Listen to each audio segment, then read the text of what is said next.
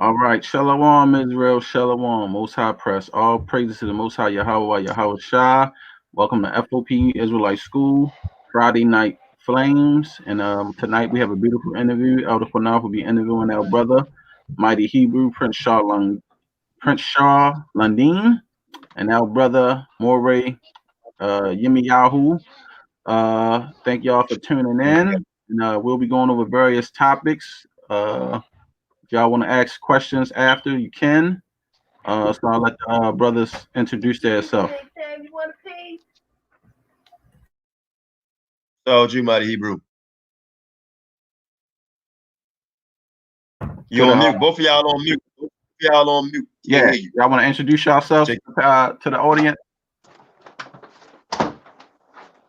Absolutely. Shalom, shalom, family. All praise to the Most High, the El of creation. My name is Moreh Yirmeyah Yosef ben Yisrael. It's an honor and a privilege to join you all. I've heard some great things about this show, and I'm excited to be a part. Thank you for having me. Hallelujah, hallelujah. All right, Prince, you want to introduce yourself? You're on mute too, Prince. Unmute yourself. King, Shalom Bahashim Yahuwah Kudish Yisrael. This is Tribal Minister Nasik Shah Lundeen, Ben Ami Motazoyam Ben Yasha Allah Senior, Prince in making a better world, giving all praise and honor to Yahweh, the supreme, intelligent, powerful one of our forefathers, Abraham, Yitzchak, and Yaakov. Those striving for righteousness, I sing to the family, Shabbat Shalom.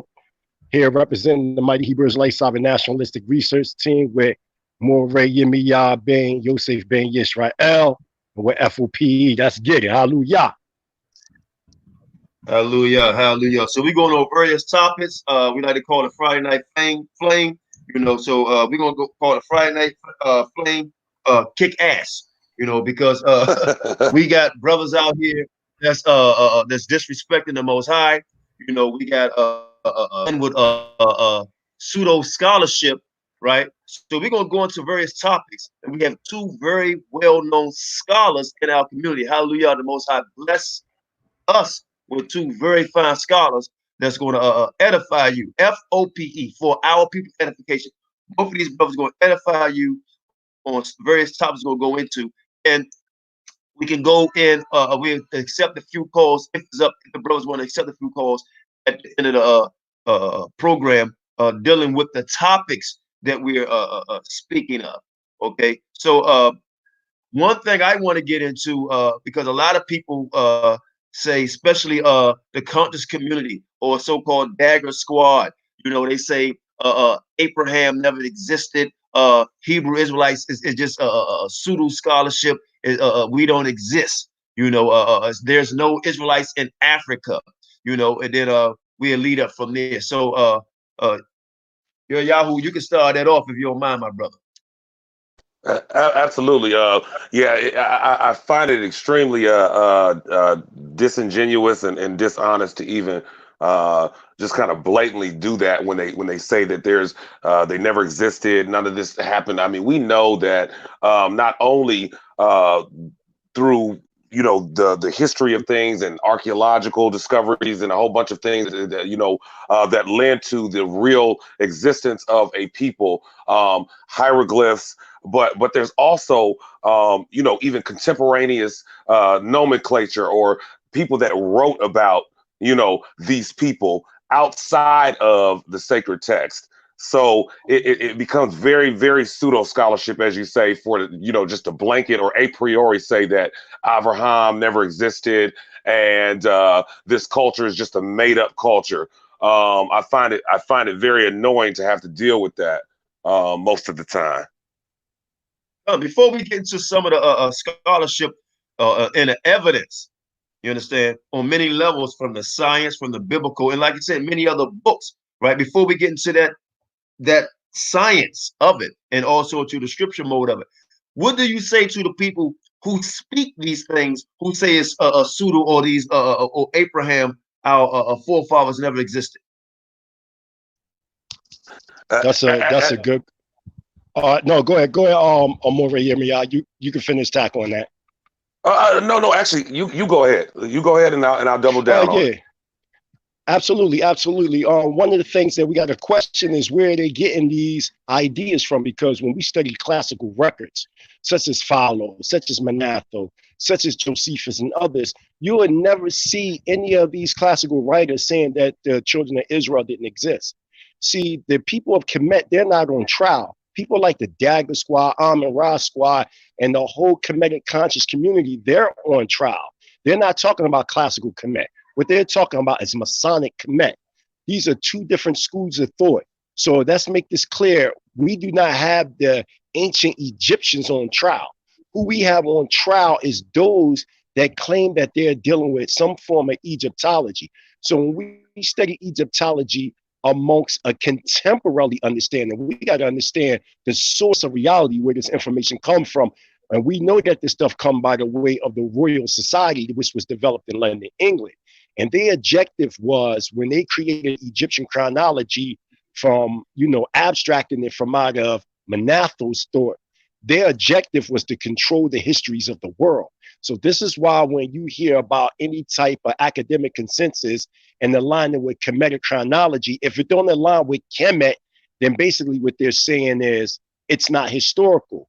You have archaeologists and anthropologists, even though they're known as minor anthropologists and archaeologists, like David Rawl. He wrote a book called The Land of Avaris, and he also wrote Pharaohs and Kings. And when you look in that book and you look at the research, you could clearly see that the Kemetic chronology is all 464 years. Well, where he wrote that, it was 464 years. Silika. But in reality now it's like 472 years now.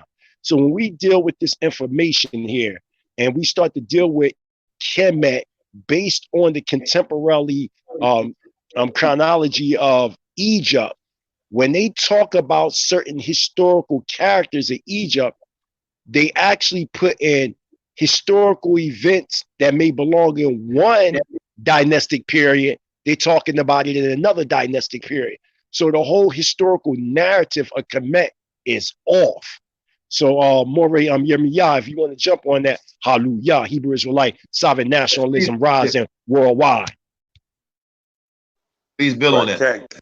Yeah, Kane. Also, dealing with that pseudo scholarship, like he's saying that the chronology is off on dynastic periods and situations like that. We also find that we deal with some of the individual, the individual kings that the Most High used to bring judgment on the children of Israel. They wrote about how they did the children of Israel and braggadociously, because they were proud of the oppression. They were proud of the heinous things that they did, taking them into captivity. So like I was telling my dear brother, the Mighty Hebrew, on that interview that you might have heard, I said no press is bad press. I mean, it's a foregone conclusion that if I say something good about you or if I say something bad about you, the common denominator is you had to exist for me to talk about you in the first place. Right. Hallelujah, hallelujah. So, like I said, before we get into the science of it and proving that our ancestors exist, this is why we here. Let's go into their school of thought. What is the concept, or what's behind their belief? Because they say we always on trial. What is it that they believe to make them think that there is no Abraham? There's our forefathers. Go ahead, Mighty Hebrew, or either one of you. Yeah, go ahead, because I know you're very versed on the Kemet thought. My strong suits is dealing directly in the people. So yeah, go ahead, brother. We gonna get on there. I was gonna play a little devil's advocate since we don't have one of them to defend themselves. Kane. I mean, when you look at any of the Indus Valley records, and one day I will be showing that to Israel, you can see that there was an existence of a man by the name of Abraham. You can go to a classical historian known as Brodicus, and when you read Brodicus the Chaldea, he clearly speaks of a man from the 10th generation dealing with the genealogy of the Table of Nations after Noah, and he lets you know that a man from the 10th generation by the name of Abraham, he existed. You see no classical, and again, I'm arguing this. There's no classical writers. And when we say classical, we mean ancient historians. There are no ancient historians that don't say that Abraham didn't exist. The only ones that say Abraham didn't exist is contemporary scholars. You can go to the Ebla tablets. When you look at the Ebla tablets, you see in the Ebla tablet, it talks about a man by the name of Abramu. And he supposedly, if you go into the 14th chapter, Bereshit or Genesis, them same kings, them 5 kings that made alliances to destroy Abraham, and the ones that he made, the other kings he made alliance with, you can see them in chronological order in the Ebla tablets. You can see the same war. You know what I mean? And then if you go into the Moreh letters, understanding the Moreh letters by the way of the revised chronology of Egypt that David Raw put together, you'll clearly be able to see that the Moreh letters were written by Canaanites who were writing Akhenaten, who was a contemporary of David and Solomon. And they was writing the Akhenaten talking about how these Harapus or these Harabus were invading the land.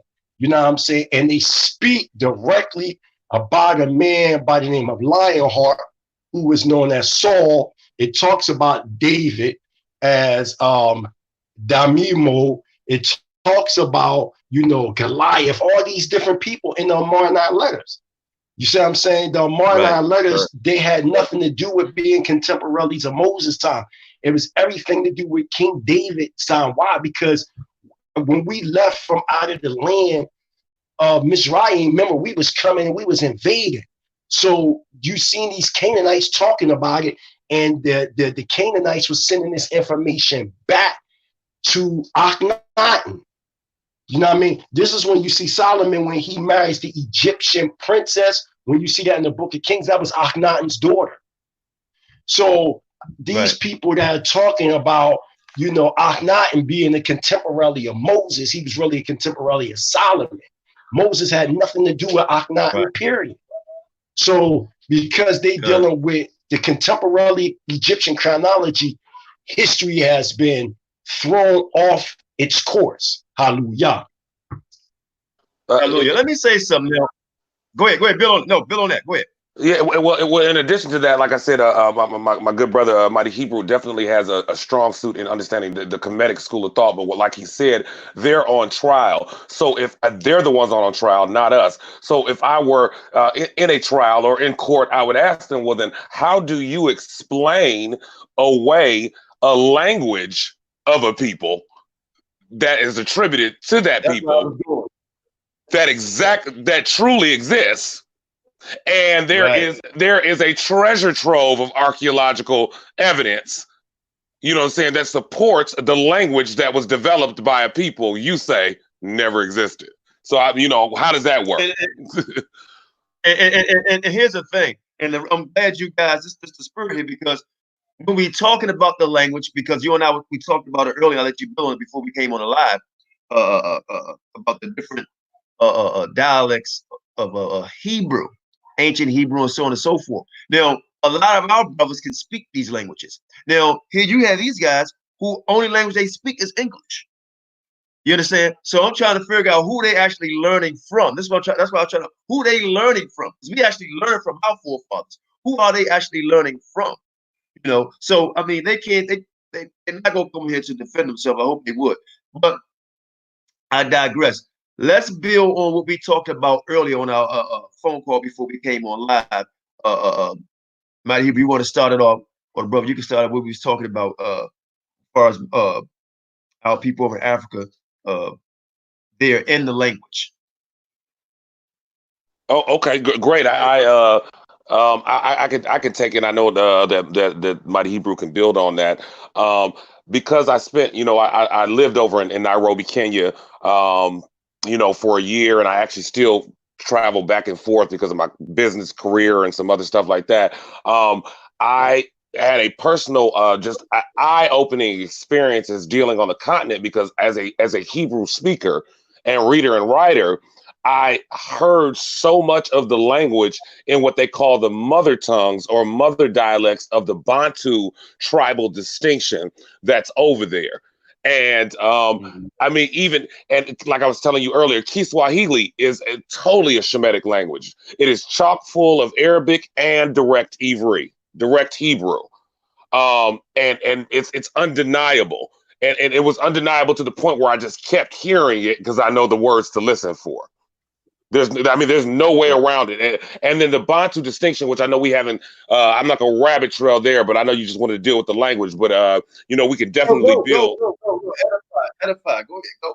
Oh, okay. Well, and first and foremost, when we talk about the Bantu migration and expansion, first and foremost, the term Bantu in and of itself was always a derogatory pejorative, just like calling us niggers or coons over here.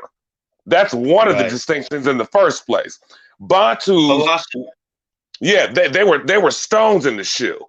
That was the distinction of a Bantu. These Johnny-come-latelys that were a stone in the shoe. But then their culture and their way of life was so different, and they were so successful, even in migrating to us, made us jealous, and that's how that situation happened. Which some of those individuals also say, like you were talking about earlier, that there wasn't a transatlantic slave trade, and there wasn't this, that, and the other, and it's a whole bunch of foolishness, and none of them were even present, or you can't tell that they were present. I mean, it's undeniable, the presence of that Bantu migration and expansion based upon what they brought in the language, and then some of the additional things like their biocycle, social acculturation. The language is called, in the language it's called etymological morphology. It is the transition of the language and how their current dialect still keeps and holds on to some of the fundamental language of what they spoke before they got there. And it's just an evidence that's just kind of jaw-dropping. Okay. So with your experiences over there, can you tell us, far as like, of course, a lot of us, some OT, new T, do they actually use any form of the Torah, or they just practice on customs pertaining to the Hebrew Israelite customs? Well, as a matter of fact, some of their standards of living, as far as what they consider even acceptable, is heavily Torah based. But then they also have the rites of passage, like circumcision. Within the Bantu culture over there, I don't care if your IQ is 200 plus. If you're uncircumcised, they consider you the village idiot. It's that serious. And none of the women are allowed to date you. They're not allowed to marry you. You know what I'm saying? You are shunned. It's that serious. Right. The way that they deal in their humane slaughtering of animals, and the way that it's said according to Torah, which is to allow all of the blood to drain out. That's standard operating procedure for them. It is not up for discussion either. If you do anything other than that, they're not going to eat it. You know what I'm saying? And they're definitely not going to prepare it that way. So these are evidences that are. Go ahead. I'm sorry. No, these customs, how long? Is this something new? But some people say, oh, they learned it from the Khazars or something like that. How long have they been keeping these customs? They've been keeping this customs from the beginning. And as a matter of fact, like what we were talking about earlier, they're the two biggest tribes over there that are considered brother or sister tribes over there. The difference between them is, like I told you, witchcraft. One abdicated their Torah-based duty. And when they got together, the other tribe said, okay, we're going to go our way and you all can go your way. Even though their mother tongues are just almost identical, but it was that behavior that was not Torah-based that got them separated from the ruling tribe, which was actually in Kenya would be the Kikuyu. And that, happened that way because of the firm belief in that. You know what I'm saying? You want to build on that, Prince? Okay, absolutely. I want to build upon that. One of the major problems that I have when they say that there's no evidence is that we can go prior to the 1500s ACE. Like, for instance, we can go to the 9th century ACE where Adad the Danite. And we know that Adad the Danite in his own writings, him being from the tribe of Dan, that's number one. And number two, he said that the tribes of the northern kingdom of Israel went into the land of Osiris, which is Northwest Africa. Also, we can go to people like the Imo Korum of southern Nigeria, which is known as the strange people. They call themselves Bene Ephraim. There's a book called The African Savage, written by a man by the name of Banta Ibn Ngoza and Bogola. And he writes down the history of how his ancestors, by the way of the Babylonian exile, how they left southern Judea and migrated to a place where nobody dwelt, and they called it in the native vernacular of the Yoruba, the Omi, which means good water. They don't know how that name became the Homie and they start pushing over to the coast. They don't know how that happened. But we have outside sources also use a primary source that they love to use. The Afrocentric world loves to use Sheikh Anta Diop. And if you go into Sheikh Anta Diop's book, Pre-Colonial Black Africa, he talks about there was an Israelite minority that lived in the bent of the Niger who specialized in growing vegetables from well water. You know what I mean? So he breaks all this down. You know, even Dr. A.A. Ben Yosef A.A. Ben Yochanan and African Origins of Major Western Religions on page 74, you clearly see Dr. Ben clearly breaking down how the Hebrew presence got into West Africa. He breaks all this down. Also, if you go to Dr. John Henry Clark in the introduction of The Arabs Invade Egypt, you'll clearly see Dr. John Henry Clark in that book, as well as Africans at a Crossroads. And you'll see him saying that, asking the question, where did the quote unquote Jews go, so-called Jews go, after the destruction of the temple in 70 CE, 70 AD. And he clearly said it, Dr. John Henry Clark, that there is some evidence that they migrated into the body of Africa. So all these scholars that these Afrocentric, Kemetic, Black conscious, so-called Facebook scholars claim that they believe it, their own scholars is showing that they're guilty by the fact that they're saying out of their own mouth that the Hebrews were quote unquote black, that the Hebrews migrated from Northeastern Africa to West Africa. We got Dr. James Smalls on YouTube in a classroom setting talking about the migration of the Israelites going into West Africa. We got Dr. Khaled Muhammad saying, which was Saad Netta's teacher, he was an understudy of Dr. Khaled Muhammad. Dr. Khaled Muhammad came to Israel in 1978 with the Honorable Minister Louis Farrakhan to go see our master teachers, the late Adonenu, Rabbeinu Ben Ami Ben Yisrael Ha Mashayach, and the Saad Greer International Ambassador and Prime Minister, Prince Asiel Ben Yisrael. So these guys knew that we were Hebrews. Farrakhan said out of his own mouth in the final call that he put his life on the line. He said that the blacks in America are the real children of Israel. Malcolm X said that the most honorable Elijah Muhammad taught him that the blacks in America were the lost sheep of the house of Israel. Go to 1974, a Savior has arrived by the most honorable Elijah Muhammad, where he clearly said that the blacks in America were in fact the children of Israel. Sweet Daddy Grace, Father Divine, St. John the Divine, Rabbi Wilkins, Rabbi Matthew, Rabbi Herschel, Rabbi Arnold Josiah Ford, and the list goes on and on and on. That said that we were the children of Israel. So I don't understand the bullshit game that these cats is playing when in fact their own master teachers.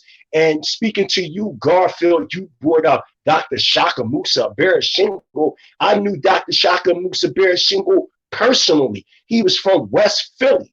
He's originally from West Philly. And that Afrocentric scholar has never denied the blacks and said over and over that the blacks in America were in fact the children of Israel. You can go to his book, African Genesis, where he breaks all that down. You can go in this book, what is it? European Holidays, Mental Genocides, volumes 1 and 2. And then I think he got another volume. All throughout there, he say that the children of Israel are black. So I'm saying all your scholars that you built upon, your foundation is clearly saying that we the Israelites. But in another breath, y'all saying that we not. When did it become a fact that we stopped being Israelites? When all your master teachers are saying that we are the children of Israel. So what's the, even when you talk about polite, your master teacher is in fact Imam Isa, who had what was known as the Nubian Islamic Hebrews, or the Ansar law community, who in turn changed to right knowledge, of Dr. Malachi Z. York.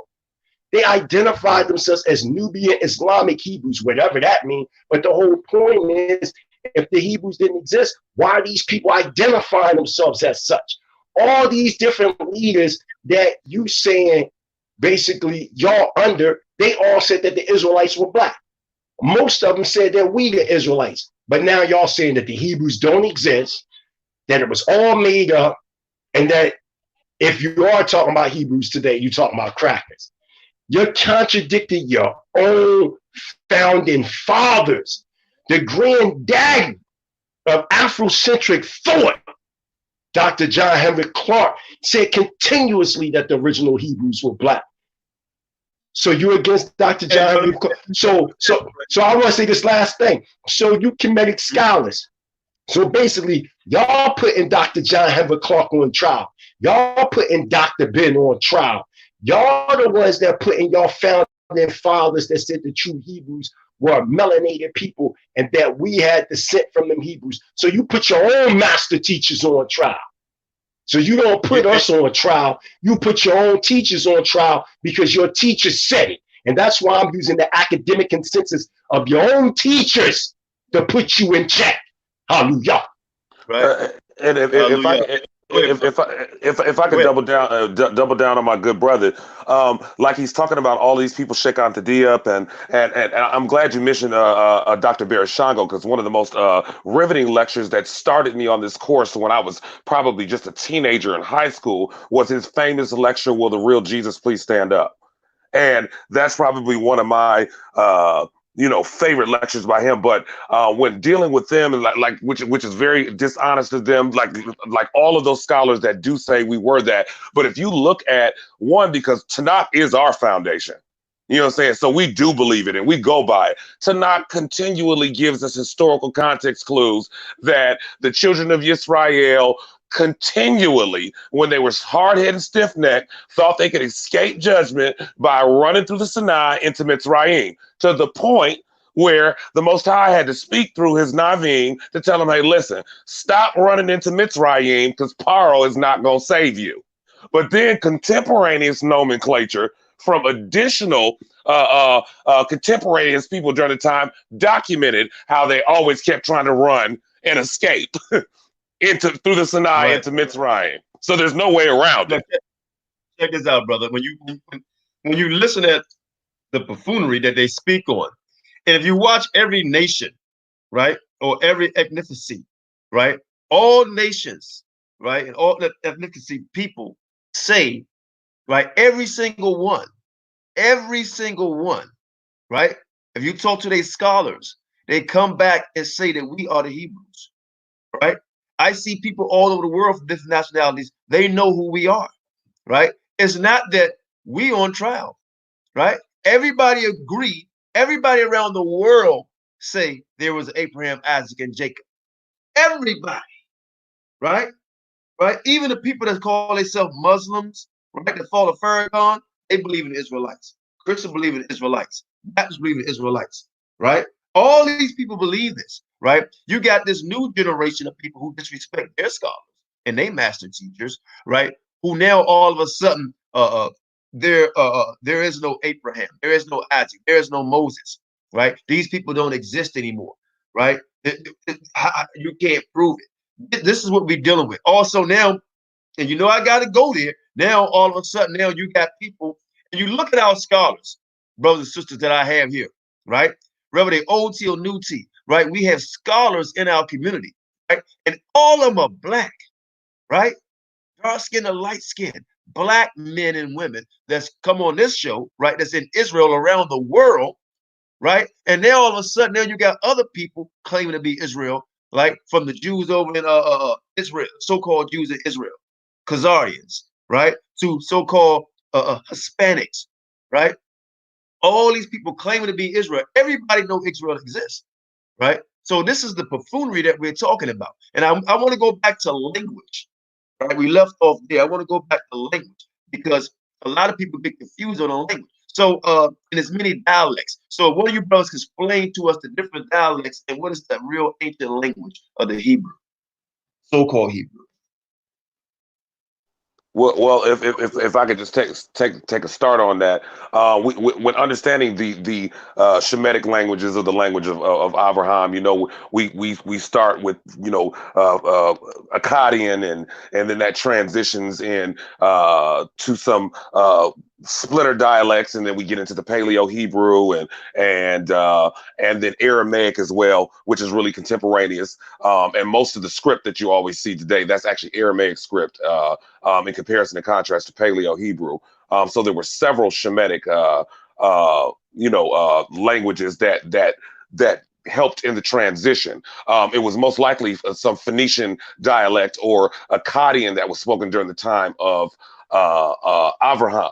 And if I could just throw something just a real quick when dealing with Ivri, the tricontinental root for Abraham is what we get the thought process for Ivri from.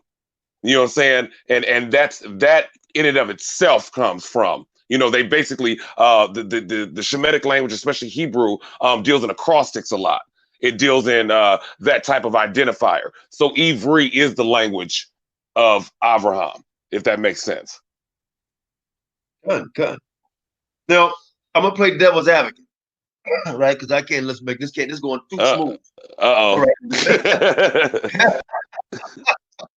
It's going too smooth. Now, some people say, well, you know, Hebrew or the language that we speak, like you just said, is not the original language. And we actually got our language is two different dialects. And like you said, the Phoenicians and so on and so forth. So can you give us the understanding on what was the original language, or was the original language? And did we copy off another language that came up with our language? well, that's the term in and of itself, etymological morphology. That's that big $50 word literally means the morphing or the transition of a language into something else, keeping elements of what it came from, but then developing and modifying into new distinctions within the language. You know what I'm saying? So it's, you know, it's more transitional than it is broken. So what dynasty would you say that? What dynasty would you say we came? Well, were we in captivity at that time? Were we becoming a nation at that time? And what dynasty did these languages come from to form our language? I would conjecture, and I would definitely. This is something that I definitely would like to show with slides, and you know, like we said, we're doing this off the fly. So we weren't, right. You know what I'm saying? These are things that I dance around lightly if I can't throw something up on the screen.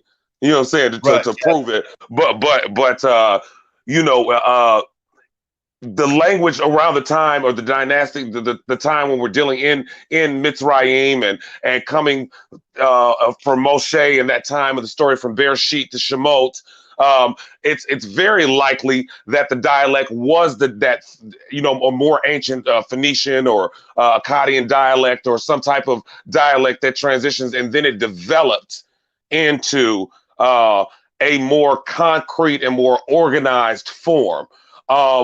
Then it got more of a structure to it when we get into pre-exilic and then post-exilic. Then we find the Masoretes are the ones that added the vowel markings to that in order to add even more organization. So if you're a student of biblical Hebrew grammar and exegesis, I truly appreciate the vowel distinctions, because it helps so much more than just looking at the looking at the language, learning the vowel distinctions first. Then now at this point in my tenure of being a student of the language, I can look at the language without the markings, and I know exactly what it's saying based upon how it's put together. So that organization post-exilic was absolutely necessary to give the language a more official and formal organizational infrastructure, if you will. Hallelujah. Because some people say that we were speaking Aramaic during the time before slavery. Like some people say we came over here before slavery during the I guess King David period or Solomon period. I'm not sure. Had to do the research on that. But we were speaking somewhat Aramaic. So like we had in our conversation before, they were saying in Puerto Rico, they found these stones, and they said they were speaking some form of Hebrew, right? But it was not the Aramaic Hebrew that we accustomed to, right? It was some, I forgot what dialect or what form of Hebrew it was. So do you know anything about that? Because a lot of times people say, well, just because you find a penny in Iran, right, and they're saying whatever the head of that person is on the penny does not mean them people were actually born there or them people existed there. Somebody I would like to attack it. Whoa, I would like. Go ahead, attack it. Can't, hallelujah. Hold on, y'all. Hold on. Yeah. So I brought that up because you have this thing now. Well, we got the artifacts to prove that we are them people, right? Talking about the Puerto Ricans. Now, before we go into that, because I do believe certain Puerto Ricans in Puerto Rico are Israelite of Negroid descent. Okay, right? There's Wesley Slight black. You understand? So or a little lighter, but you're going to have a little Israel a little bit everywhere, four corners of the earth. But they coming up with these artifacts saying that this is the reason why they claim this, because they say this belongs to them. And when we do our history, we know exactly. No. Listen, you can't get artifacts that they found from colonies, and try to confuse that as if that's the language of the people. One of the questions, or one of the pieces that I put up for Ancient Watchmen is to show the growth and development of the Hebrew language over here by the ways of scrolls. Like if you go to Israel, which I've been, Yirmeyah has been, so when you over there, you can see through the research the growth and development of the language. Some going back to Sinaitic, Picturetic Hebrew. We're talking 1446 BCE at the end of the 12th dynasty, when we was in Qanath in a land known as Avaris, which we know in the scripture as Pithon and Ramses, the Goshen area. Then you start going into Solomon's time, roughly 966 BCE, during the 4th year of King Solomon's reign. You can find that in the first book of Kings, the 6th chapter. The first book of Kings, the 6th chapter, verse 1, it says 480 years after the Exodus. And we know that he died, Solomon, 930 BCE, which is also outlined in the first book of Kings, the 11th chapter, verse 42. You'll see that Solomon reigned for 40 years and he died. To say all that, now you see what you call the Paleo-Hebrew. Also, let me tackle this word Phoenician. There's no such language as Phoenician. That term is totally Greek. When they talk about the Phoenician Empire, they're talking about Hyman, king of Tyre, who was of Zebulun. He was of the tribe of Zebulun and the tribe of Naphtali from his mother and father. And sometimes he's confused as a Canaanite. He made a triple alliance with King Solomon. King Solomon had openings in the Red Sea area, and they would go through there to, past West Africa to the Americas. Going back and forth to Lake Superior, getting ores from the Americas. All these places like you find in the Los Lones inscriptions in Hidden Mountain and Los Lones, New Mexico, the Long Island inscriptions, the Davenport Stela, the Stela of Baal in South America, which you talking about in Puerto Rico. Notice these are isolated isolated artifacts that were connected to a colony. Because if the natives spoke this as their native tongue and they wrote this, it would have been countless and countless and countless amounts of artifacts on this. You don't see this. You only see these things in areas that were outlined as colonies. Why? Because the Israelites that was known as the Phoenician Empire was coming back and forth over here to the Americas as colonies and bringing ores from the new world back to the old world. That's and let how me say that this before went you down. get there, I want you to continue on that because I gotta bring this in because some people try to creep in and say, see, that's us, right? And I'm gonna let you in, brother. They say, see, that's us, right? And we got to go by time period. We understand that. So we do know, like you said, they came from West Africa because a lot of times now people trying to say we damn Canaanites. You understand? So we have to be very careful in that aspect of it too. But who the people are, who the people look like. And so we do have to go to phenotype, skin color, the whole nine. Absolutely. I'll let Moreh Yirmeyah, who deal with the phenotypes. I'm gonna pass that on to him because one of the things that he brought up in the last interview, when I interviewed them, is like, where is the scientific data? Where's the scientific data for you to outline us as Canaanites? I'm gonna pass this on to Moreh Yirmeyah so he can sever the dome. Hallelujah. Cut the head off. Cut the head off. Right. As far as the phenotype is it comes from that genetic distinction, but like we're dealing with, we've got this. It's a discovery. The E1B1A haplogrouping and that situation. It does have some validity to it. That's the reason why I've done some extensive research and got on the ground with it. But the simple science behind that, and I know that we were getting into that. You asked a real pertinent curveball question, Elder. Concern one man has 12 sons. They will all have the same Y chromosomal haplogrouping. It's gonna be that way. If you for any in any and I love how you threw the curveball about where they call that the white man science. Okay, well my response to you was a very knee-jerk flip response. Well, if that be the case, that curveball. Hold on, bro. That curveball, bro, since we had a conversation offline to build up on this dialogue we're talking about. But go ahead, my brother.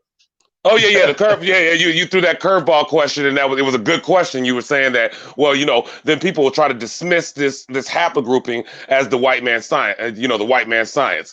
I won't even dignify that with a scholastic response, but I give it a very knee-jerk flip response. If that be the case, any of you saying that, if you owe child support, don't give them another dime and deny that baby that probably looks just like you.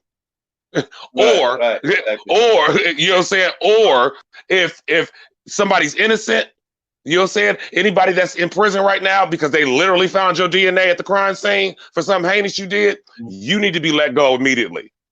If that does, we need a whole, the prisons need to be cleared out because this is the white man science and it doesn't have any validity to it.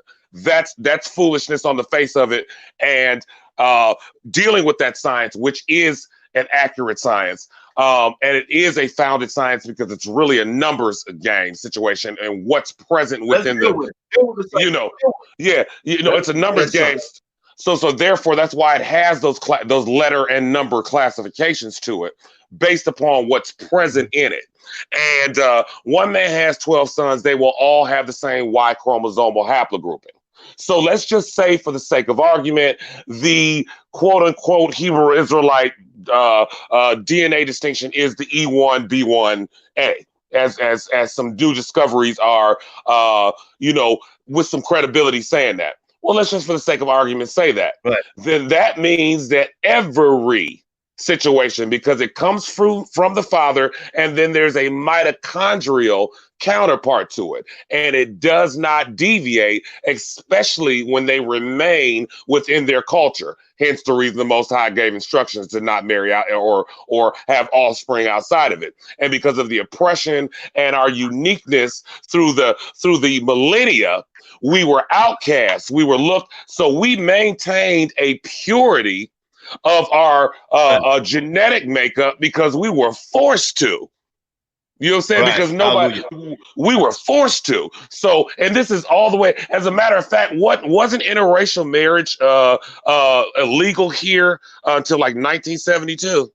I think it was illegal. So up until 1972, we were basically forced. to say together. Right. So there's a maintain. Let me say this. Let me say this just real quick. Now, that doesn't say that we did not marry, right? Outside our race in biblical time, and also before that year that bro was speaking about. Yeah, we did.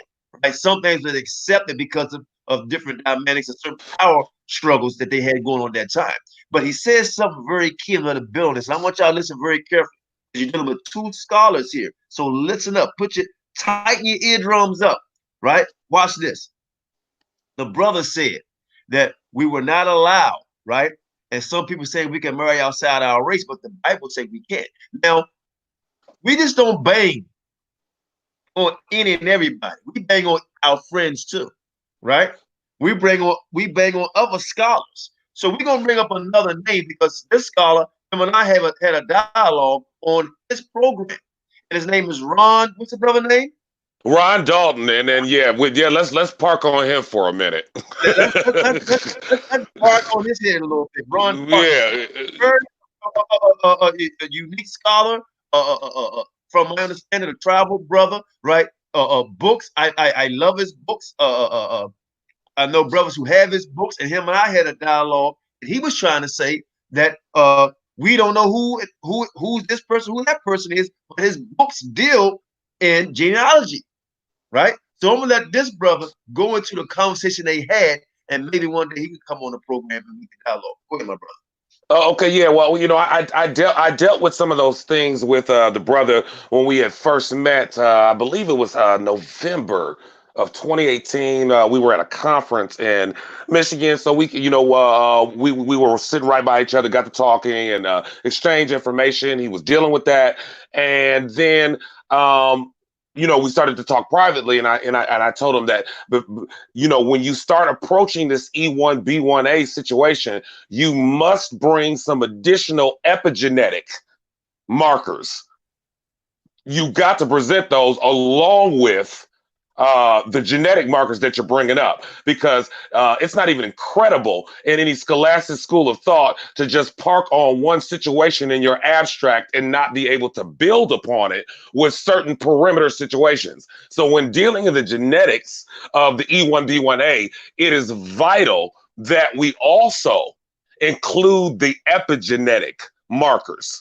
You know what I'm saying? And epigenetics, we know, are transferred automatically through the colostrum when breastfeeding. That activates epigenetics. New science has figured out that breastfeeding activates epigenetics in the child or the baby, and it brings about all of those distinctions in as far as phenotypical looks and any of those things that will happen genetically. But epigenetically, that would deal with the language, that would deal with the way that the culture behaves and how they transitioned through time with their behavior. There are certain things that there's no way around as far as that's concerned. And when I spoke to this brother, I came to, let me use a little tact and discretion. I came to quickly figure out that as my dear brother that will be with the research team, my dear brother and one of my closest brothers, a scholar, Moreh out of Israel, was talking about. He calls them attention whores. And basically what their agenda was in the beginning was just to get metrics and analytics. And this has quickly been proven with that particular brother, because now I have been shocked to hear him try to include the erroneous 12 tribes chart or some of those thought process in the 12 tribes chart into some of his teachings, because he understands that he will have much more metrics and analytics if he some kind of way includes them into the discussion. Well, here it is. This is the reason why, brother, right? This is just a wise man speaking, all right? The reason why he's bringing in the 12 tribe chart, right? Because once you meet a certain group of people and you become their friend, right? So you can't go against their base, right? So you try to some kind of way smooth that in there, right? They had a now, right? They all had a meeting, right? And they all had a gathering together and they all rubbed shoulders, right? So we watching your ass. Right? So, and like I always say, you want to get folk up, right? You're going to get folk up with the research team the brothers put together, and all of us coming together, consolidating our our knowledge together, right, to break down these false philosophies and bringing the heathen and so on and so forth is straight asinine. But I want you to go into what you told me about the brother said your words. Yeah, but what I was, oh, you really want to talk? Okay. You really want to? Well, since we talking, so before I forget my point, the reason that he came on this show is because this show has metrics and analytics. So I'm a kiss on that and step off of it. So that's why he came, but he wasn't ready for what he was coming on the show for. But I was talking to him about all of those things, and I even sent him something. I came up with something proprietary called the I was going to call it Hibiru DNA something. It was an abstract where it would be a situation where we were able to start using some of our an investment strategy and this and the other to be able to travel and to reach some of those distinctions and do some testing for them so that we can compile a database. So I came up with compile a database so we can start, because the difference between hypothesis and methodology, I always say this, is the reproducibility of results. So in order to have reproducibility of results, we have to have controlled data that's cataloged. So I told him in order to even be able to isolate the places we had to deal with etymological morphology, biopsychosocial acculturation, and a few other things. And he said, you know what, brother? You speak too many big words. I don't think we're going to be able to work together. I said, oh, okay. I see what this is. I said, oh. You off the hook, Yirmeyah. And then in the same breath, he knows he knows because of my contacts and my network, I'm only a hop, skip, and a jump from contacting all of the people that he had never spoken to before. So he basically was trying to get me to, he eventually got to some individuals that, in the community that are known. But the purpose of that, obviously the agenda for that, and it's evidence. And then when I figured that out, when there was a $ attached to his information, we know that we give wisdom, especially if it's going to change and impact the lives of our people, because I've got a heart for my people. I'll give it for free. Yeah. Hallelujah. Like the Bible tells me, man, and it's the New Testament here. It says, we don't, how it goes, I think it's in Matthew's, right? We don't set our treasures on earth. We set our treasures in heaven. You understand? Right. So the treasures on earth don't mean nothing to us, right? Everything we learn right now, that's going to be washed away. We know that, right? But we're still trying to build because we love our people. We're not doing this for financial gain at all. You know, we're not doing it for financial gain. Now, if we make some sequoias or whatever off of it, then fine. But we're not doing it for financial gain. Financial gain for some brothers or some sisters to include other people who are not of our race, who's not in the covenant, right? So they could get recognized, be seen, and collective green. We're not about that. And it's shameful, and it is very shameful. But after that conversation with that brother, I stepped back and I just observed, and then I put the pieces together. I said, "Oh, this is what this is about." I said, "This is you are capitalizing on a movement that is destined by the Most High to be the biggest thing since sliced bread in due course." That's right. So it's already becoming the biggest and the best thing since sliced bread. You know what I'm saying right now. So it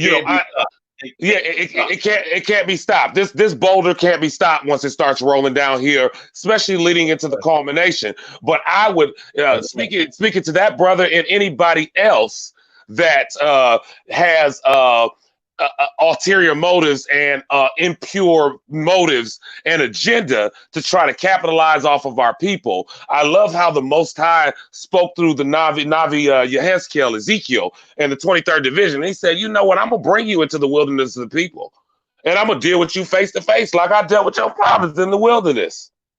But be assured, I will purge the rebels from among you.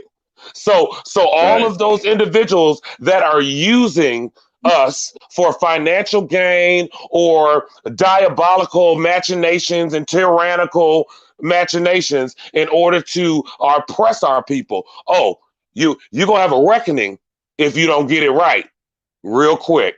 Right.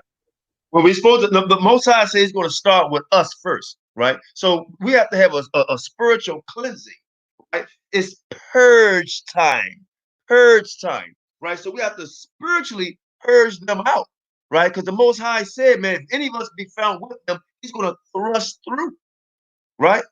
He's going to thrust through us all. Mighty Hebrew, I can see you want to say something. You've been waiting patiently, brother, before we go to the next topic. Go ahead, Prince.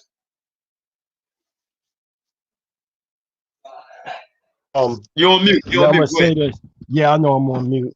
Yeah, just to say this, it's very imperative for the family to understand the type of machinery that we're dealing with right now. You know what I mean? And you're talking about the system. If you look at the 48 laws of power and law number 11, it talks about for them to conceal their intentions and to keep everything in their mind state amongst people around them in the dark like smoke. So we in the season now, you're going to see what I call the generation of the fallen. And as people are falling, you're going to also have those that are consciously awakening to this Hebrew Israelite sovereign nationalistic thought. That's why it was so imperative for me to develop Hebrew Israelite sovereign nationalism and the mighty Hebrew Israelite sovereign nationalistic research team to tackle situations like this, because enough of the pseudo scholarship. It is now time to cross the threshold and start tearing down these barriers that are keeping us from reaching the true pie in the sky, which is really the mind, because everything starts in the mind, everything going in the mind. So what we saying as Hebrew Israelite sovereign nationalists, let's deal with this straightforward. Let's go on a neutral ground. You argue the fact that in the 16th, we don't have no information prior to the 1500s. Okay, you say we was converted by European Jews to Judaism in West Africa. Okay, even though we know that we have oral traditions from different tribes throughout West Africa deferring to what you're claiming. Okay, deferring what you're claiming. So what I would like to do, if possible, Yirmeyah, I would like for you to expand on the Bantu expansion and the linguistic effects that it had on Swahili, Kiswahili, and culturally, that how we define as Hebrew anthropogenesis, how this has developed within West Africa. Hallelujah. Hallelujah. I want to hear that too. Yeah, Kane. Well, first and foremost, if I could throw a curveball back at those individuals and say that there's no evidence, based upon the understanding of these Bantu distinctions all over the continent, they know when they got there. They know when they arrived in that area. They know, especially the tribal elders, they know when they showed up. But their mother tongue that's chocked full of Hebrew is not changed. It has not changed since the time they showed up before the 16th century. They know they showed up then. You know what I'm saying? It's not even that was one of the connections that I made. Even if they didn't know, I've been around individuals that did not even believe that they were, these are Bantus, that didn't even believe that they were possibly Hebrew Israelites, but they were sure of when they arrived. They're sure they weren't indigenous. They're sure they migrated from somewhere. They're sure of this. And they know it. And then when I listen to their language, it's like, oh, okay, I know exactly who you are, even if you don't. So then there's others that, you know what I'm saying? I know exactly who you are. So there's no way around that situation. I can only speak to where I've been on the ground. But I have spoken to individuals, especially I'm in the music industry. So I have a lot of contacts in Nigeria and South Africa and this and the other. They know in their language that it has a lot of those Hebrew in it. I've spoken to people all over Benin, Ghana. They're well aware. You know what I'm saying? They're well aware. The Bantus are well aware that they were a Johnny come lately and a stone in the shoe to the individuals that were there indigenously. And then it led to the indigenous individuals rounding the ones up that got caught and sending them into slavery through multiple routes. You know what I'm saying? There's no way around it. And let me not forget Yemen, by the way. While I'm talking about all of that, we also need to understand that one of the purest dialects of Hebrew that's spoken to this day, ancient dialects, is in Yemen. And we'll find that these especially are spoken. I'm sure you've heard of the problem in Yemen with the Houthi rebels. Would it be far-fetched for me to call them Yehudi rebels? When they speak one of the most ancient dialects of Ivri. Right. And then it's really really suspect that the strange bedfellows in Tel Aviv and Riyadh are working strategically together to destroy them and wipe them off the map. You know what I'm saying? The behaviors of the people around let us know that we're dealing with people, you know what I'm saying, that were not there originally. They came from somewhere else. They were not appreciated when they got there. And when the opportunity came, they got rid of them. You know what I'm saying? There's no way around it. You know what I'm saying? And like I told you before at the beginning of this, Bantu was a derogatory pejorative. It has now become a tribal distinction and almost term of endearment, just like we say, you know, our still asleep brothers say my nigga. It's the same situation. I'm just keeping it real. Nigger and coon is a derogatory pejorative, just like Bantu. Oh, there goes that. The history and tradition said, oh, there goes those Bantus. You know what I'm saying? Separate those Bantus. I just found that out, man. I would say about 6-7 months ago. To say Bantu, they looked at that like that's an insult. Or you say the people in Ethiopia when you call them Falashas, that's an insult. Correct. I didn't know this. Yes, it's an insult. It's an insult. So it was, you know what I'm saying? It was a proverb and a byword. Hint, hint. Right. You know what I'm saying? It's a proverb and a byword. Just like the Most High said, we would be called by that distinction. But then also in the text, it talked about that Yehuda is a lion's whelp, and the scepter of power shall never pass from him. It is also a historical fact. Every single totalitarian leader on the continent that liberated their people from colonialism were Bantu. To this very day, everyone, Kwame Nkrumah, Jomo Kenyatta, they're all Bantus. You know what I'm saying? The reason they're so hated over there is because they came there with like my brother Mighty Hebrew was talking about the way they were able to plant. Our people were an agrarian people. We understood the farming. We understood how to get it done. The best farmers, the best situation over there are Bantus. They are hated to this very day, this very hour, because it seems like everything they touch prospers. So I could go on about it. I just want to stop and give Mighty Hebrew an opportunity to chime in, but I could go on the ways where I can see my people. You know what I'm saying? Because before you go on, let me say this. Before you go on, let me say this real quick. I want to open the invitation for you yourself, teamed up with Mighty Hebrew or by yourself. If we can get you out here, because I'm in Maryland and DC, and I do have brothers in Ohio. Absolutely, you out here so we can do a lecture, because I'm in the process because getting the equipment. We could probably do it in New York or DC. We could do a lecture on these subject matters. And let me say this too. This is an open challenge, right? Because I'm really thinking, this might, as brothers, right, as an elder brother to you brothers, I think that we are belittling ourselves to even accept a challenge from Dagger Squad, where the white man asked on talking about vaccines, taking vaccines with Sarnetta. Right.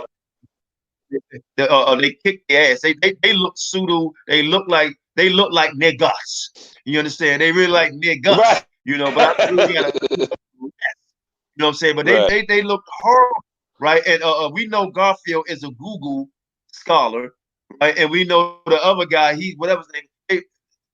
Hey, to me, they don't even they can't hold water. You know, I'd rather go with big fish that's dealing because these guys they toilet paper, they charcoal for the fire. You understand? But go ahead. Oh, go ahead. No, No, you want I to was say saying something? that what number one, I totally agree with us doing a more formal situation because like we were telling the family that's listening, we did this on the fly, off the cuff.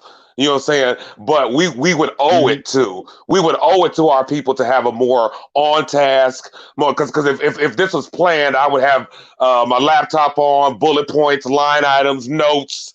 You know what I'm saying? And we owe that in a real structured setting to give that to them, give them sourcing. You know what I'm saying? Because Mighty Right. Hebrew does it. He does it so much. This just an introduction. The Mighty Hebrew does it so much and so well. He knows how to And do let it me off say, the. I gotta say this. This is how we gotta do it though. And this is for Yes, my sir. audience, right? And your audience, both you brothers' audience. This is how we want to do it because this platform is growing. Hallelujah. This is how we want to do this, right? Hallelujah. Because we have main states, New York, California, DC, Florida, Tech. We have main states, Ohio, so on and so forth. When we bring on true scholars, not just one scholar, 4 or 5 scholars, right? And these brothers or sisters have to travel, right? We want to be able to set it up where they can come, where we can donate, and everybody know my platform and know me, where I can set up somewhere y'all can actually see the money that's being donated to help these brothers travel to give a beautiful lecture, not just on this live, right? But to do it where you can see it on live, right? But they're in an open form, right? In an open form where things can be more expediently done, right? And more professionally done, right? In person, right? Where we can come out and do these type of things. Because these are not the only two scholars that I've spoken with. Brother, y'all have seen the brothers and sisters in the past, and there's more to come. More to come. You understand? And I have not finished with the topics that we've been talking about. But these are some things that we want to bring to the table. But I have an open challenge, and I'm pretty sure these brothers want to take on that challenge to the brother Ron Dalton, right? Bring your ass. Bring your ass, right? As a brother, bring your ass, right? Please Come on do. this platform, right? Bring your ass. But go ahead, bro. I'll let you. Hey, you do it. Everybody know Qanath always do it. You do it. Bring your ass, and it'll be neutral. I say bring your ass because I want to see you bring your scholarship. What my brothers say, right? And you still my brother, but bring what you're saying because you talk about we don't know who's who, we can marry anybody, and so on and so forth, language and all that, right? And DNA. I want to see where you stand with my brothers here. So bring your ass, right? And let me go here. I don't know how you brothers feel about this because this is my brother. This other brother I'm about to mention. I love this brother, but I've been trying to get him on the platform, right? So everybody send a shout out to my brother Ron Shield. Run prospect, right? So what y'all think about his scholarship, right? And don't, this is Friday Night Fire, right? And we all brothers here. What you think about his scholarship? Because I like his scholarship dealing with who's Israel. I just don't like the fact that sometimes he don't come out and say who's Israel, right? Because he know damn well so-called Hispanics are not Israelites, but he won't speak on it. You know, how you feel about that? Yeah, giving all praise and honor to Yahweh, the supreme, intelligent, powerful one of our forefathers. Abraham, Yitzchak, and Yaakov. It's the mighty Hebrew Prince, Charlotte thing. Yo, I love Divine Prospect, man. That's my brother, man. That's my young brother. That's my comrade. Um, his research, he's a young genius in his own right. I respect his craft. I respect what he's trying to do. Do I agree with his method?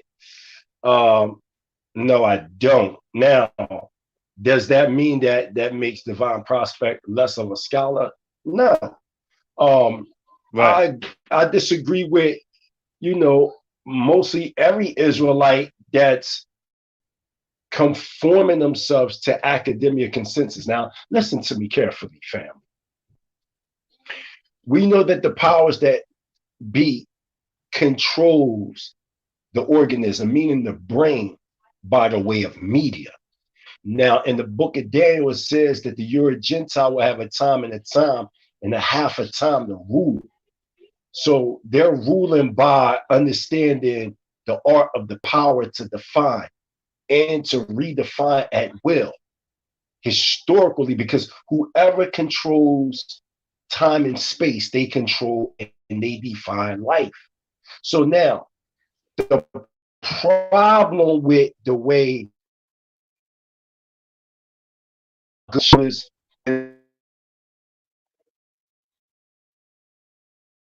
Here they go. Here they go. When the information come out, they get started. Hey, you still there, King? Because Mighty Hebrew breaking up. No, Kane, I'm here, and I'm waiting for him to come back. I will. Oh, his mic, something's happened. Yeah, and he's frozen. It looks like he's frozen a little bit on the screen too. Yeah. But I've attempted several times over the years to reach out to the brother.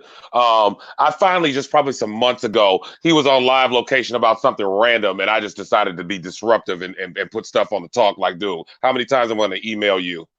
And it seems like you only want to debate neophytes, people that you can easily consume. It's about Ron, right? It's about Ron. Yep.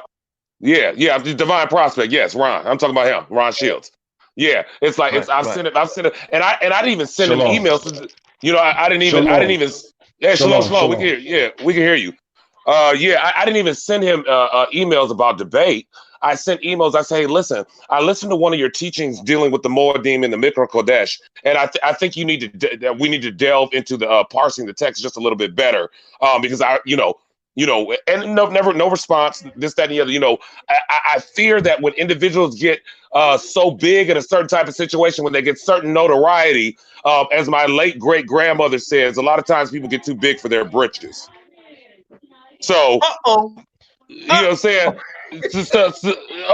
So my late great grandmother used to say that all the time. People get too big for their britches. One thing I appreciate about the brother Mighty Hebrew, he has been consistently real with me since the first time we met when I was in Israel in 2015. I've never not been able to get in contact with him. I've never not been able to, and he's one of the individuals that does it for free. That's not, that will deal with individuals and this, that, and the other. That's my only issue with Brother Ron Shields, is that I've literally not even trying to debate or be heard. I'd like a private conversation on the phone, and we could delve into the text, parse the text together, and maybe arrive at some discovery there. And I've never gotten an adequate response from him, and I think that's a little disingenuous. Whoa! And let me say this. We're not fighting. This love. This love. No, I want to get back to what I was saying, right? Again, Divine Prospect, Ron Shields is a banging scholar. He's a banging scholar. Research off the hook. He's a brilliant young man. The only problem that I have, now y'all got to hear what I'm saying, listen carefully.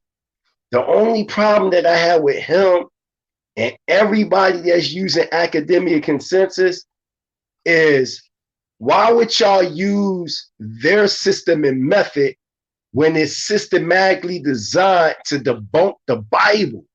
Y'all got to understand, when the Egyptian chronology was developed at the Royal Society in London, England, it was originally designed, or Egyptology was designed really to show that the Bible was true. Later on, when those illuministic powers took this into their hands, they created a system to strictly debunk the Bible. So that being the case, why would you use a system that is designed to debunk anything you say? Because if you don't have proper peer reviews, or what's determined as proper peer reviews, then the academic world can reject what you bring as pseudo. This is why you always hear them say, this is pseudo, that's pseudo. because there wasn't an academic commission or consensus that came together by the way of peer review and said, yo, this is solid facts. You see what I'm saying? But just because academic consensus didn't say what you bringing forth is fact, that don't mean that it's not fact. And furthermore, truth is different from fact, because a fact can consistently change based on more empirical data that is brought forth. But truth is verifiable. Now, how do we verify truth? We identify by the way of Hebrew anthropogenesis, meaning the anthropological understanding and structure of a people through psychology and spirituality of them people. As Moreh Yirmeyah so brilliantly broke down in the interview, how if you look at a child, for instance, that never seen his father, but he does things like his father. He might walk like his father, talk like his father, etc. So now let's talk about the E1B1B DNA that you're talking about, the so-called Egyptians, who are in fact really your modern day Sudanese. They your real Egyptians, okay? Not us. They're your real Egyptians. So let's look at the psychology of these people. Do they act like us? Do they walk like us? Do they talk like them? No. You want to know why? Because they're not us. But when you study the Bantu people, when you study people in Ghana or Qanath, or if you go to Nigeria, Mali, right? Liberia, these different areas, they act just like us. A lot of them act just like us. So we know for a fact that we not them people. So you can't, and furthermore, if you really want to talk Kemet, let's go there. If you really want to talk Kemet, you talking post-antediluvian. Yeah, Garfield, you always want to say, oh, he talked to pre-antediluvian. You saying these things because you don't have a clue what I'm talking about, because if y'all keep pre-dynastic Egypt hidden, then y'all can make it seem as though Egypt was the apex of civilization, when in fact the children of Ham were Johnny come latelys that in fact were used as custodianers that was looking over things that they had no knowledge of what they were really meant to be, because we talking about the first pyramid built in 850,000 BCE. This had nothing to do with the people of Cam. It has nothing to do with them. But that's another story, another topic, where I know that they're not even on that level. They're not even on that level. Let me say this real quick. Hold on, Prince, please, real quick. So I want to say, Deron Shields, he know that Qanath Yahawashi Yasha always had his back. You understand? Even when so-called anthropologists made threats to him, so on and so forth. I called him, or I texted him. It was one of them. I said, "Bro, any problems? Let me know. You know how we roll on this side." You understand? He said, "Come." So he know it ain't about that. You know, we just shooting shots at him a little bit. No, I'm not. Yeah, so I'm not shooting a shot at him. I'm just saying what I disagree with. You disagree with how absolutely. The way he. His method. His method. I disagree with his method, his approach, because every time we use that method, every time you use the method that you're using, you're always going to lose, because it's automatically, systematically designed to discredit the Bible. So, if it's not aligning, y'all got to understand, if it's not aligning with Egyptian chronology, then it's not history. Period. That's what they're saying. That's what they're saying. So if they're looking, if they say, well, at this time, we have the Ebla tablets, 21 or 2000 BCE, but there is no evidence of Abraham, then automatically they're going to say Abraham didn't exist. This is what they're saying. But the reason why they're mainly saying these things, because science has discredited the so-called Jews as being the people of the book. See, when you go to places like the John Hopkins. One sec, hold on. Let me get. I want the brother lose his chain of thought. He want to say something real quick. Ken, go ahead.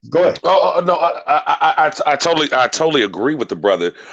Because but then we also do have to understand the pathology of it. That the brother Ron Shields gained a lot of his notoriety and cut his teeth in that Sonetta polite camp. So therefore, he had to be astute and metanetter and things of that nature. But you are totally correct that school of thought is designed to do that. One thing that my dear brother Kananya wrote a brilliant article that's being published in this syndication shortly, where he dealt with people even like Sheikh Anta Diop. He may have said certain things, but he had a predisposition, a subjective predisposition to agreeing with the Europeanized thought that discredits the text and then makes the imposters a people that they're not. So there's a subjective predisposition. When we go to school, if you go to school, people that are master's degrees, they write a thesis, but they're agreeing with the scholars by which they are gaining this master degree of accreditation. But it's at the doctorate level where there's a dissertation where you're literally critically analyzing the information that got you to where you are. And if it needs to be dismantled, you have a responsibility to do so. So it's funny you said that, brother. It's fine. I'm gonna let you finish. You said that because I was asked to speak at a couple universities, and I didn't do it because they wanted me to speak, but I still had to follow their criteria without cutting. Right. You know what I'm saying? But I feel what you said. Go ahead. No, that's exactly what I would say. Yeah, it's like when you deal in that school of thought, it becomes subjective, and I call it a priori supposition, which means a priori means I come to a conclusion before I do the work.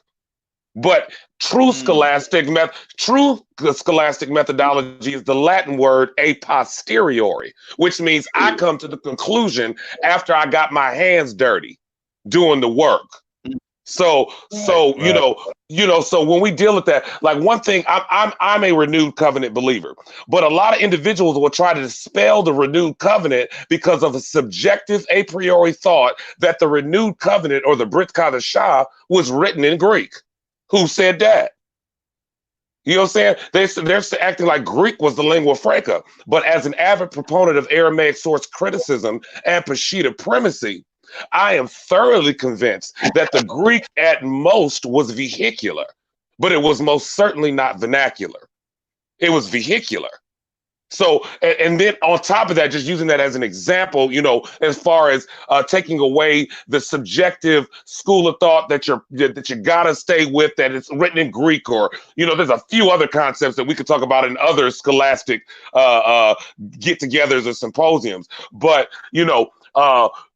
being a proponent of Aramaic source criticism takes away all of the spooky mysticism that has some of the Torah-only individuals rejecting the renewed covenant, and with good reason.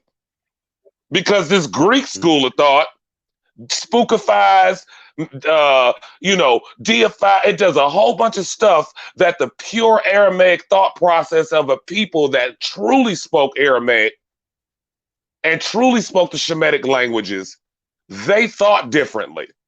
And to break some of that, so to approach a school of thought directly, like Mighty Hebrew's talking about, through that school of thought, you've always got to lean on their side to even play in their playground, and I don't think that's fair. Good. We're going to finish up, but let me say this before we finish up, and we don't have to dig deep in the topic because I find. What's I would say frustrating, but I don't want to use that. It's just the wrong word to use. My vocabulary is not as deep as you brothers' vocabulary is very heavy, and I appreciate that. I love it actually. But I'm starting to see a lot of people always use us to build themselves up, even our own. And I noticed on our dear brother Sadetta TV that when it's time to get the oof going, we go to the Hebrew, right? And of lately, he's been using Hebrew Israelite sisters to do this. And he had a sister on tonight, and quite frankly, she may say something, but I have no respect for her because it's attention. It's like, I don't want to call her name. It's just attention, and to go on that platform, and not to so-called have a head or so on and so forth, or just to speak about the Bible and don't know about the Bible, Old Testament, New Testament, whatever, and not knowing breakdowns and so on and so forth, and go on that platform and get embarrassed, and then go back on the night and talk about brothers that's Hebrew, Old Testament, New Testament, but not even speak about sisters making a excuse me, against black men. You know, I just find it very disencouraging, very disrespectful, and I'm not surprised that Sarnetta did it. You know, this is his thing, what he does. You know, I just find it disingenuous that any of us would do that, especially with the sister doing. And I told my brother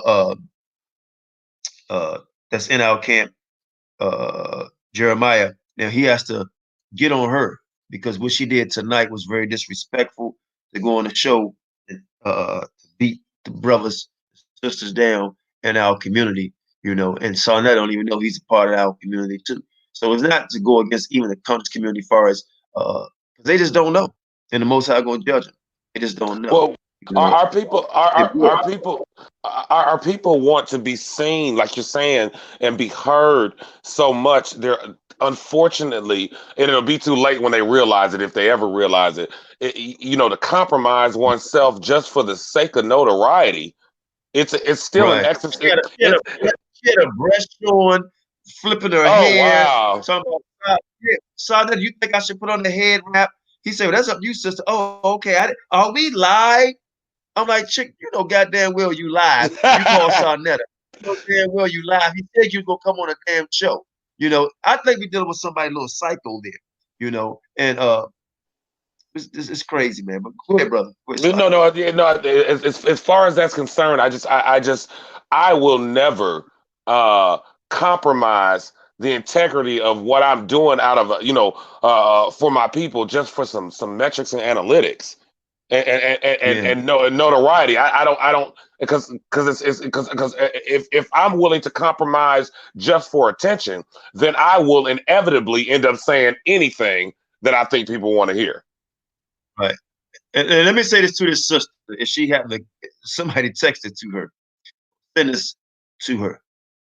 In all due respect, right? In the Hebrew community, Compass community, rap community, white man community, if you're showing all your assets, all your titties, right, and flipping your hair, only attention you're gonna get is from the dingling. I'm gonna keep it real with you. That's what you're gonna get, right? For brothers that don't care nothing about you, and guess what? Sisters who want to be, they want to munch on the carpet. You understand? So we have to be very careful how we carry ourselves, even as Hebrew Israelites. You understand? And some people, a lot of people take on that name. I'm a Hebrew Israelite. It's a fad. It's a fad. To me, it's almost like Christianity. You know, it's a fad. You know, come as you are type of thing. And we have to be very careful with this, man. And you know, we have to check them. We have to check them. You know, and that's what we do over here. We check you, and that's what we off check us too. You know, because we humble enough to listen and say, you know what, you're right. You know, I've said that, and I've said I've been wrong about things. But for that sister to do what she did tonight, you know, she can get mad, glad.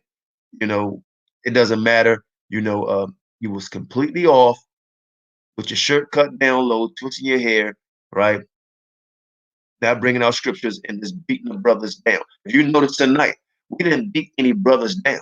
We challenged them on their philosophy, on really not on a lot of doctrine, you understand, but on their school of thought and a scholarship on that level, and brothers can build on that level. We can even build like that with sisters. But to go to a platform, I went on Sarnetta to bring another brother out of his hole, Because it seemed like that's the only way he'd listen if you go on that platform. He came out and then he ran. He tucked his tail and ran, you know. But I'm gonna give you brothers the last word. You know, I'm so happy you brothers came on tonight. You know, it was last minute, and most I will we'll do it on a more scholarly level. We could do some slideshow if we can actually have you come on this side of the town where we can actually sit down and do a real do it for real. Absolutely, you know? absolutely. So, right. So go ahead, bro. Whoever want to start first, and then I'm gonna close it out. Go ahead. King, shalom, shalom. Giving all praise and honor to Yahuwah, the supreme, intelligent, powerful, one of our forefathers of the Qanath, Yaakov, those striving for righteousness, take us into the family. Shalom Aleichem. We coming for you, Dagger Squad. That's just the bottom line. We coming for you. You know, all that weak scholarship you was talking about, Garfield, we got something for you. You know what I mean? The Mighty Hebrew Israelite Sovereign Nationalistic Research Team. We coming to stomp y'all bones to the ground. Symbolically, of course, don't take that literal. You know what I mean? You got the real scholars. You know what I'm saying? I was an understudy of Shah Eliashib ben Yehuda. I'm an understudy of Prince Asiel ben Yisrael, Prince Kez ben Yisrael, Prince Amiel ben Israel, some of the greatest, if not the greatest Israelite minds on the planet. You understand? You know what I mean? So you about to get more than this work. We ain't doing no cutting, we cutting off limbs. Yeah, that's what you like. You like to, you know, go back and forth with the social media games, but we're gonna show you what real scholarship is about. You know, you so used to dealing with a certain type of segment of Israelite. That's just a little portion within the greater Hebrew community, man. The Hebrew community, we are diverse people, man. We all over the four corners of the earth. You know, you situating yourself with one thought, and then that ain't even the fullness of that thought. Because like Elder Qanath said, F.O.P.E is a One West camp, but they are totally on a whole nother level, and the Hebrew Israelite Sovereign Nationals on top, because it ain't no Torah only Messiah. We just Hebrew Israelite Sovereign Nationals because the Torah is our constitutional breastplate that causes the people to move as a body politic. And that's how we gonna come September, October, whenever Sinetta, you know what I mean, agree, we gonna get a neutral spot. You know what I mean? It ain't gonna have nothing to do with him running or dictating anything, because you don't control the narrative of our destiny. We control our own destiny by the way of uphold and the law. Yeah. Hold on, they bring your ass on this platform, or that's it. That's it. There's no more middle ground with us, because the Hebrew Israelite community is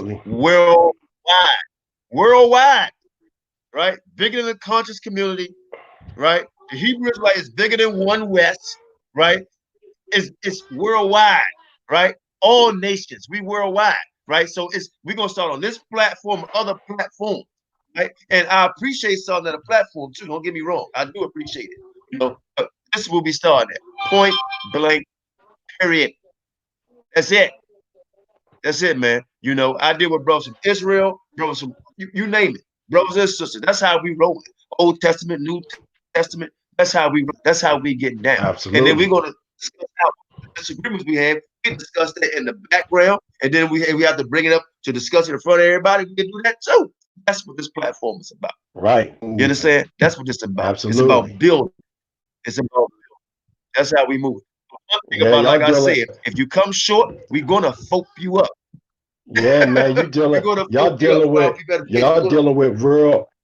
with real men of renown. Y'all doing it for entertainment reasons. We doing this in the name of honor, integrity, respect. You know what I mean? The respect of Yisrael. You know what I mean? We are civilized people, man. It's the 21st century. We in 2020. Get your vision right. We coming for you, Garfield. Since you claim that your scholarship is this, that, the third, well, we're gonna challenge your scholarship. We're gonna challenge. We want put your scholarship on the table. Put your scholarship on the table. It's just that simple. Then after that, I ain't gonna never deal with this ball, because y'all know I don't deal with dudes. but I don't deal with. I just want to say this: I don't deal with dude, but on his scholarship, I'm gonna destroy this cat because he think that he dealing with some type of social media misfit. Man, I will bury all your scholarship bullshit that you coming with, your so-called academia consist. Come on, man, you using racist pricks. Let me get on him for a minute, Elder.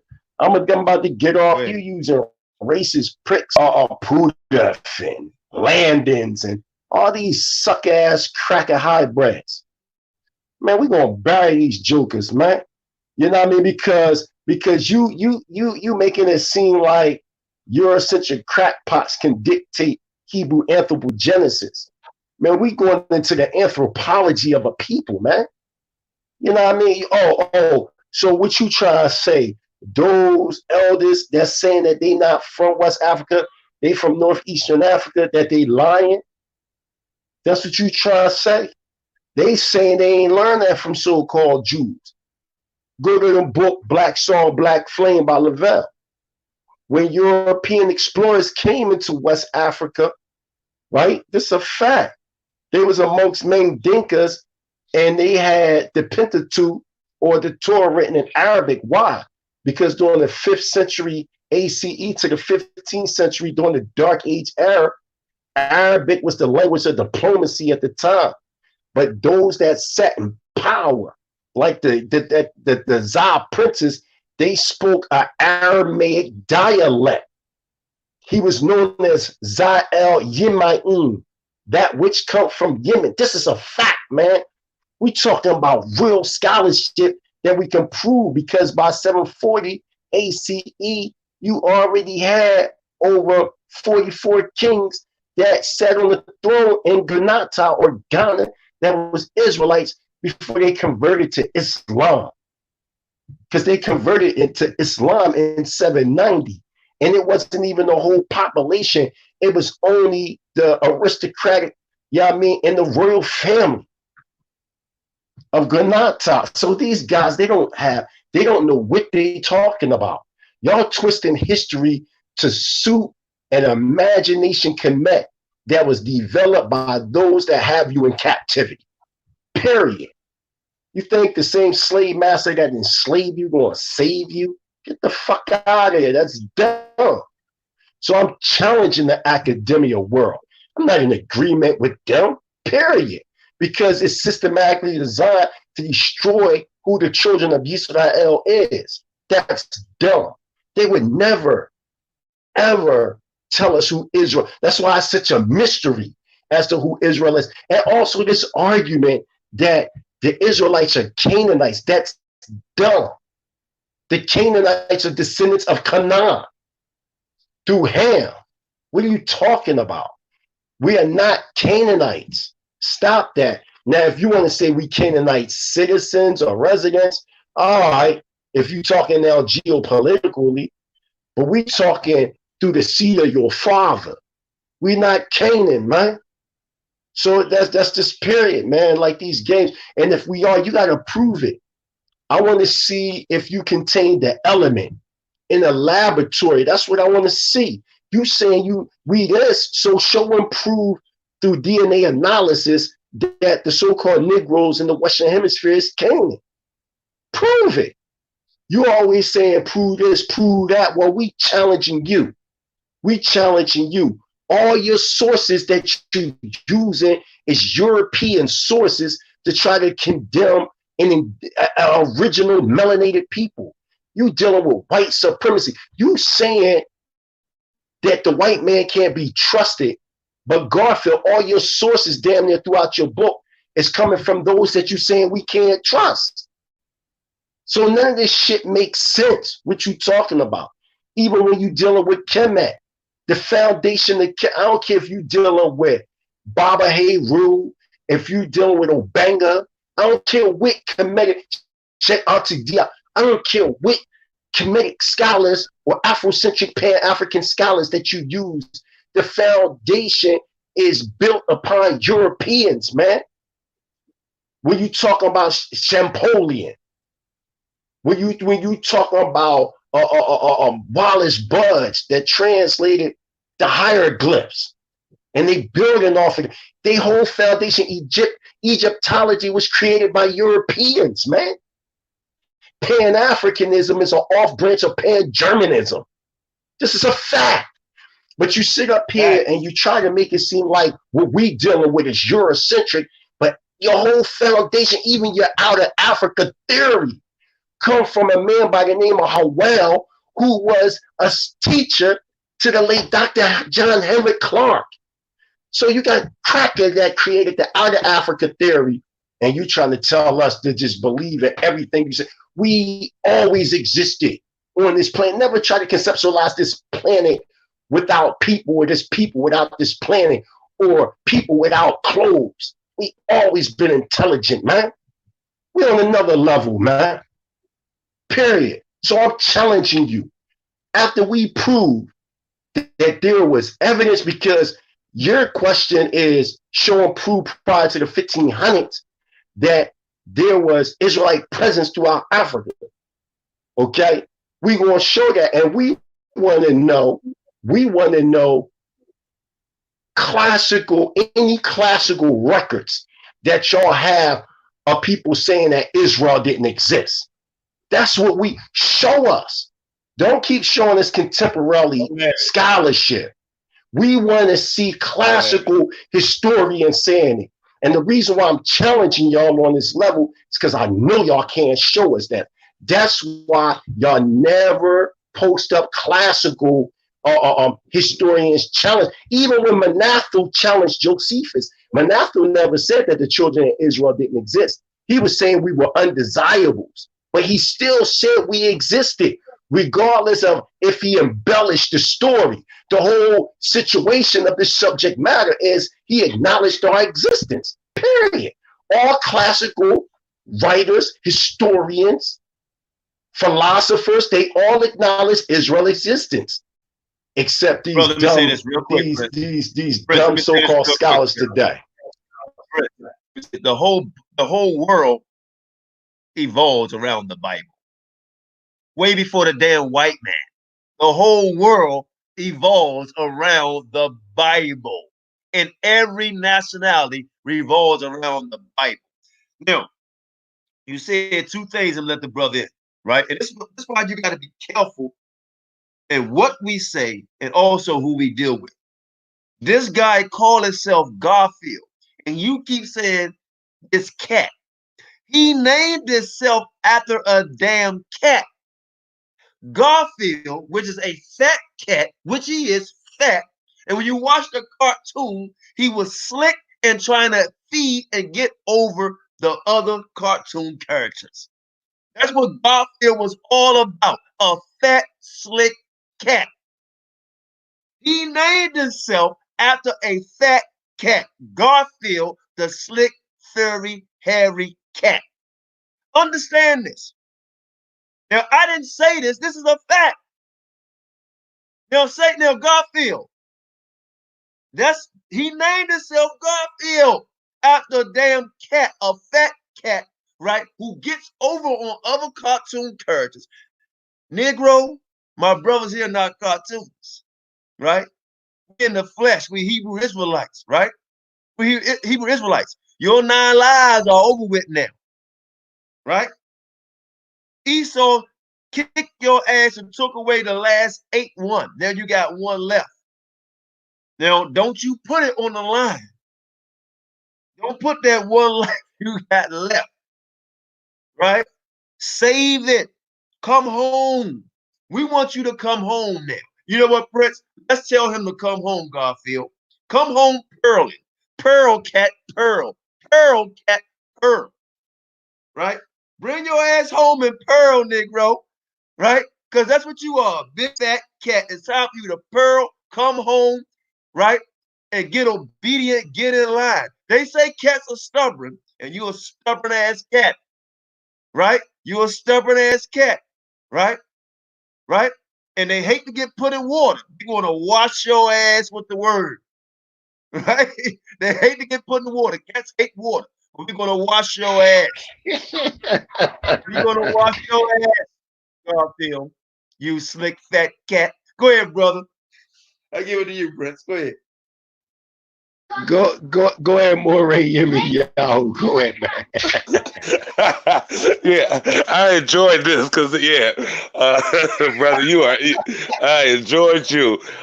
First and foremost, it was an honor and a privilege to even have. This is definitely a lively show. I definitely like this show. Uh, that you do, and your willingness to have some truth and integrity. I definitely would most high willing. I surely would make the trip to come out to wherever you are for any, whatever needs to happen. I would most definitely make that, make that trip. Um, and I'm not really too familiar with the Garfield character and this, that, and the other, the cat. But I know that I know that Prince. I know he's got how we're going to approach him well in hand. But I definitely wanted to focus some of my attention, even through maybe some strategic partnership or alliance with you, and like I already have with my dear brother, Mighty Hebrew, is to really start dealing with, like you were saying, the pseudo scholarship, even within our community, because we are 1 hour from midnight on the fulfillment of prophecy, like you're talking about. Prophecy is the watermark of all sound wisdom literature. So like you're saying, that the sacred text is our foundation, and it is real, and everything is shaped around that. You know what I'm saying? And these pseudo scholars, these idiots, I've even heard them. They think they call the sacred text a astrotheological literary hybrid, in which once, where it basically is a merger of their comedic thought and a whole bunch of other foolishness, but they don't understand the validity of it. And then our deliverance is right around the corner. And I would love to be participate and be engaged in consortiums or groups that we're really starting to attack some stuff. We're telling the truth and shaming the devil, as the old folks say. You know what I'm saying? With some of the foolishness and madness that some of these camps are putting out, that are deceiving our people. You know what I'm saying? Because you are responsible for everything that you teach and to whom you do. So if you decide to just start pulling stuff out your behind, and you just want to tell it, self-aggrandize and say anything that will make you look like the foremost authority on things in order for people to follow you because of whatever your mind is telling you, that you ain't got that to do. Not with the Yisrael of Yahweh Right. Elohim. You ain't got that to do. You know what I'm saying? So, Hallelujah. right. And we build it.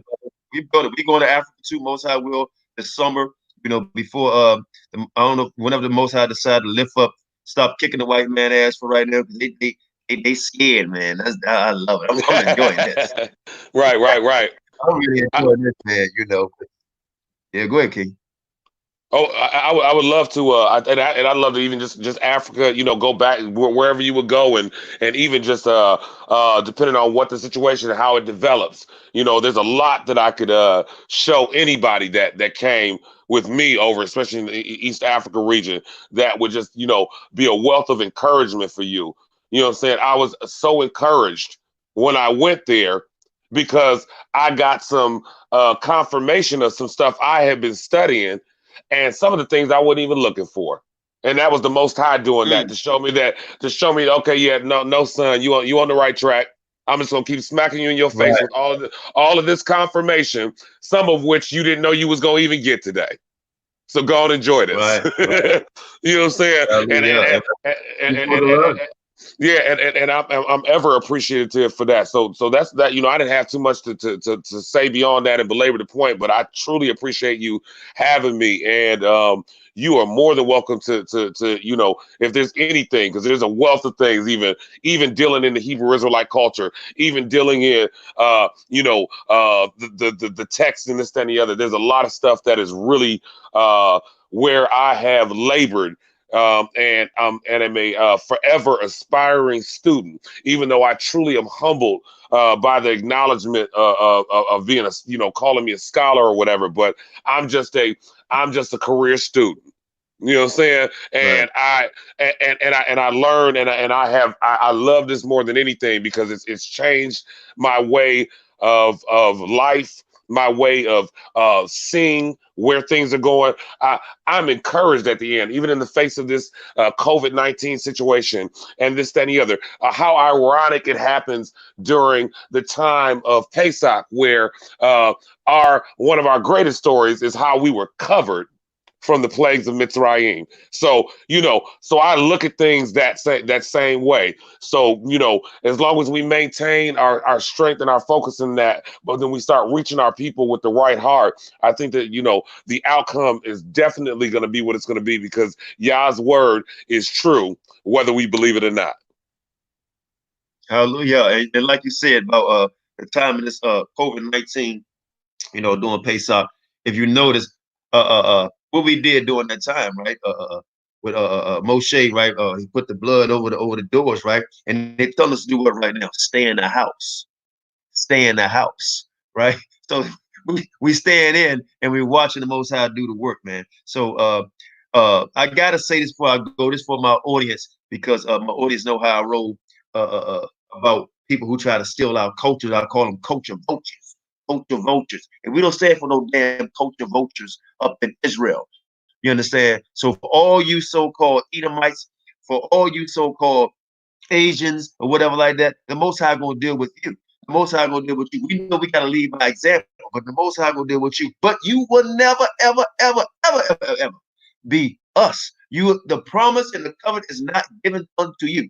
We got brothers who travel, right? And we got people right now who talking about, Hispanics are Israelite. This brother been was it Kenya or Ethiopia, right? Ethiopia, right? I guarantee you he didn't see Kenya.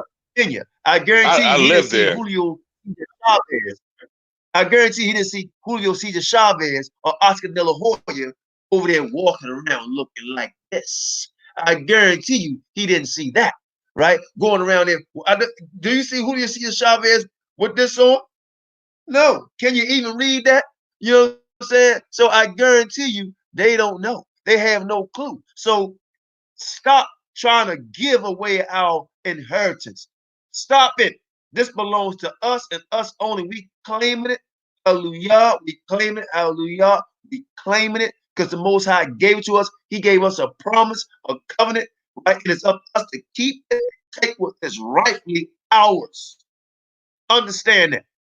Rightfully ours, and how dare anybody buck up against the natural branches of the Most High chosen people. You understand that? He chose us, right? And we're going to fellowship, we're going to worship and serve him and him only. Understand that. Understand that, right? So this is F.O.P.E. for our people edification, right? With my brothers, the Prince, right? Hey, this is what we do here, man. Every Friday, every Saturday, and every Sunday. Everybody knows Sunday Flames is popping. Tuesday night classes. We've been a little bit slowing down a little bit. So it is what it is, man. If anybody want to make a donation, it's $ PARRIDON 12 P $. We do it. $ PARRIDON 12, right? That's the Cash App, so we can get our equipment fund up and going. All praise to the Most High. Y'all stay encouraged, man. Stay faithful to the law, statutes, commandments, and love one another, man. Love one another and fight. Stand strong and fight. With that, we say hallelujah, hallelujah, hallelujah. Hallelujah. Hebrew Israelite sovereign nationalism rising worldwide. That's right. Worldwide. That's right.